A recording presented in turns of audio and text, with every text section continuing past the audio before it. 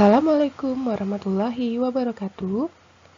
Teman-teman, sebelum kita belajar, jangan lupa berdoa dulu ya. Kali ini bersama Bu Livi, kita akan belajar tentang bagaimana cara perkembangbiakan generatif pada bunga dan aneka macam bunga yang terdapat di negara-negara ASEAN.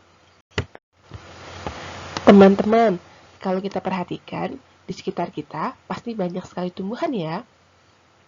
Ternyata tumbuhan itu sangat berguna loh bagi kehidupan kita. Dari tumbuhan, kita bisa mendapatkan sayur dan buah-buah yang segar. Lalu, bagaimana ya cara tumbuhan itu dapat menghasilkan bunga dan menghasilkan buah ya? Mari kita simak video berikut ini.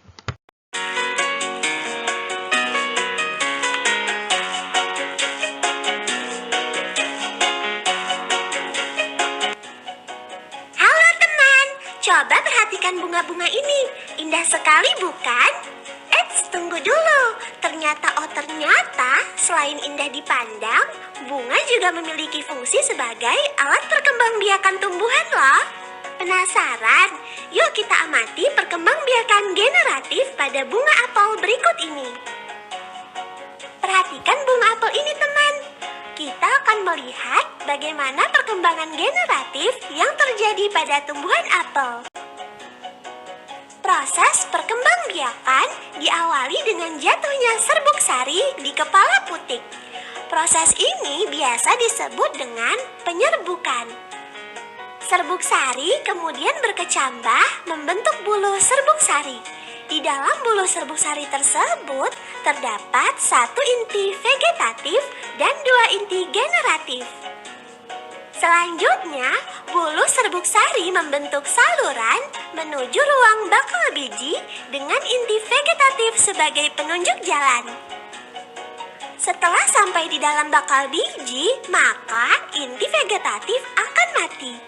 Setelah inti vegetatif mati, kedua inti generatif bergerak dan melakukan pembuahan. Inti generatif pertama akan membuahi sel telur untuk menghasilkan zigot. Sedangkan inti generatif kedua akan membuahi inti kandung lembaga sekunder untuk menghasilkan endosperma. Endosperma ini berfungsi sebagai cadangan makanan bagi calon individu baru. Selanjutnya, zigot akan berkembang menjadi embrio dan embrio tersebut akan berkembang menjadi biji. Biji tersebut dilindungi oleh dinding bakal buah. Setelah pembuahan selesai, benang sari, mahkota, dan kelopak bunga akan layu kemudian gugur. Bakal buah yang mengandung biji berkembang menjadi buah. Biji dari buah apel ditanam, kemudian akan tumbuh menjadi tanaman baru.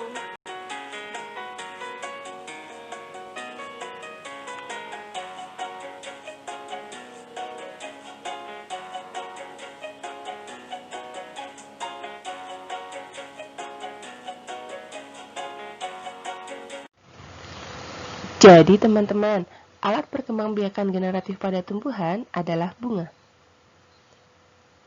Bunga memiliki bagian-bagian sebagai berikut. Mahkota bunga, benang sari, kepala sari, tangkai sari, kepala putik, tangkai putik, kelopak bunga, bakal biji, dasar bunga, dan tangkai bunga.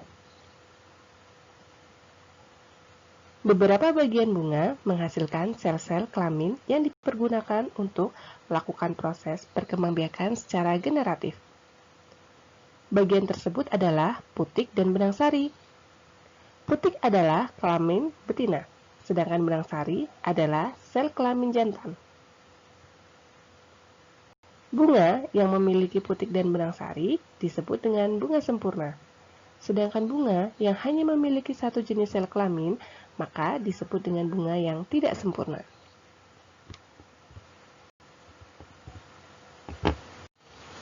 Ternyata teman-teman, bunga juga memiliki arti penting bagi sebuah negara loh. Bahkan setiap negara memiliki bunga nasionalnya masing-masing. Seperti halnya negara-negara yang ada di ASEAN. Oh iya, teman-teman sudah tahu belum negara apa saja yang terdapat di ASEAN?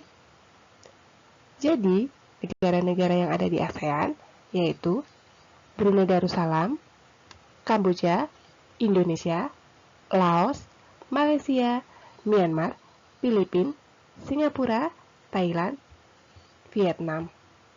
Dan Timur Leste ternyata juga memiliki kekhasan bunga tersendiri loh. Negara-negara ASEAN.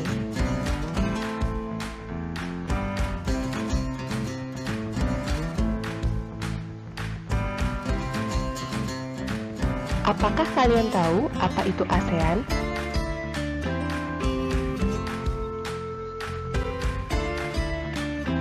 ASEAN adalah sebuah organisasi geopolitik dan ekonomi yang didirikan oleh negara Asia Tenggara pada tanggal 8 Agustus 1967 di kota Bangkok, Thailand.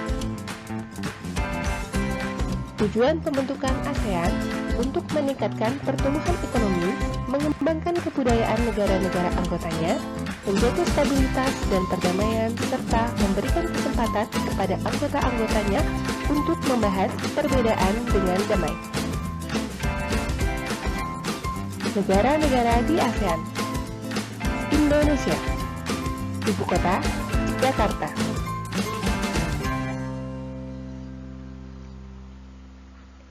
Malaysia. Ibu kota, Kuala Lumpur.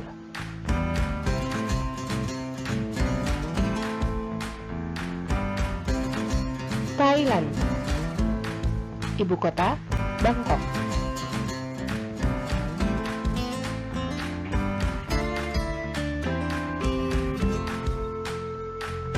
Filipina. Ibu kota, Manila.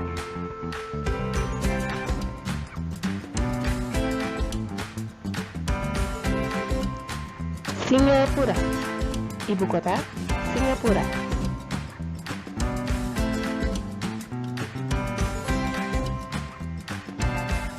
Brunei Darussalam.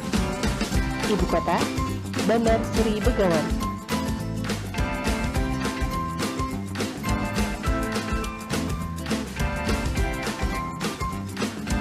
Vietnam.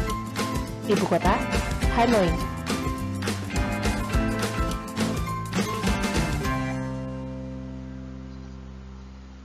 Laos. Ibu kota, Vientiane.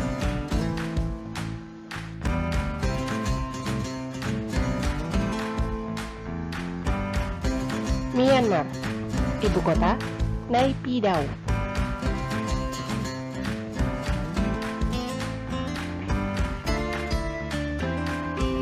Kamboja. Ibu kota, Phnom Penh.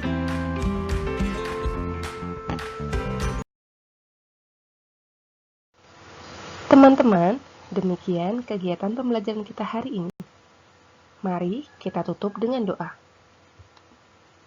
Mudah-mudahan apa yang sudah kita pelajari hari ini bermanfaat ya. Dan sampai jumpa di lain kesempatan. Wassalamualaikum warahmatullahi wabarakatuh.